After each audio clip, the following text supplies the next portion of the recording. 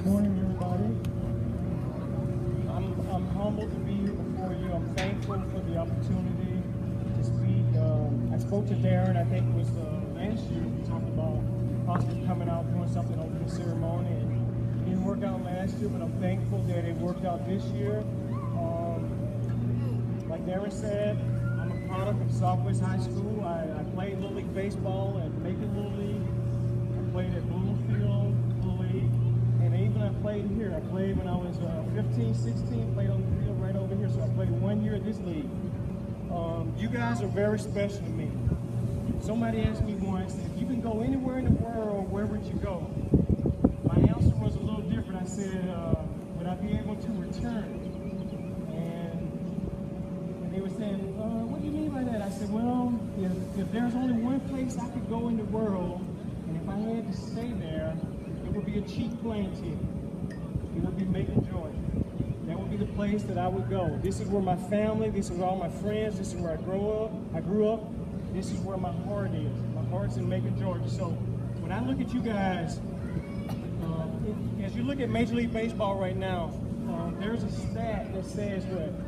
Less than 6% of all Major League Baseball players are African American. Less than 6% of all Major League Baseball players are African American. So normally when we look out there, we see players of darker skin. We normally see the name Rodriguez. We see some other name other than the common African American name, Jackson or Smith or something like that. So when I come here and I see all you guys playing ball, it brings light to my heart. I went down to Macon Little League a couple years ago, and it was the same thing. But there seems to be a problem though. Somewhere between here and high school, kids are not playing ball. Okay, we got to keep the kids playing ball. This is something I'm going to direct towards the coaches a little bit. When the Bible says, "What study to show thyself approved." Okay, so as coaches, we got to learn. I know we have a certain talent level, we have certain skill level. We did certain things when we played, but we have to take it to the next level. We got to know that. We got to make sure that we know the skills. We can only teach what we know. So we got to get better. You know, myself, even when I come out to Little League fields, I see coaches work with kids. It's something for me to learn. I learned something from them at times. So we all got to get better at continuing to get better. Know the skills of the game. We are some of the most talented ball players, or talented athletes, but somewhere along the line we're not getting skills. Kids don't have the skills. We got to be able to pass the skills on. I coached 11 years. I coached 1 year at the Detroit Tiger organization, 10 years in the Minnesota Twins. We drafted a kid from Spalding County about 3 years ago. $6 million out of high school. They signed a kid for $6 million, Byron Buxton. $6 million out of high school. That's 6 million reasons to keep the kids playing baseball. Football was my first love. Football was my first love. But when I looked at longevity, baseball was wide open for me. And when I thought about, I'm 46 now, I'm like, I got a 14-year-old son. Football was my first love.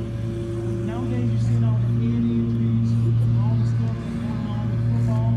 Don't exclude baseball. Keep baseball in the mix. Play football, play basketball, play baseball. Keep baseball there. Give yourself a chance to excel at baseball. Last thing I'm going to say is, when I thought about, it was very humbling for me. When I thought about, God, why me? Why did you give me the opportunity? I played against so many guys that were good in baseball, growing up in Macon Little League and Bloomfield and some of the other places. Why did you choose me? Why? That was a humbling thing for me. Why me? Of all people, you chose me. You guys may have here today, somebody might be a professional baseball player in the mix. Continue to encourage them to be the best they possibly could be. At one point in time, I wasn't the best. I wasn't the best, but I kept playing, I kept getting better. We got to keep fun mixed in the game. We got to keep fun mixed in. We want to teach, we want to win, but we got to have fun. If they're not having fun, you're not going to want to play. Okay, so we got to keep the game fun. Make the game fun for them. And the last thing I'm going to say with God, all things are possible. I'm a living witness of it. With God, all things are possible. So I want to thank you guys for having me out today. I'm going to hang around and check you guys out, see what's going on. Thank you very much. Thank you.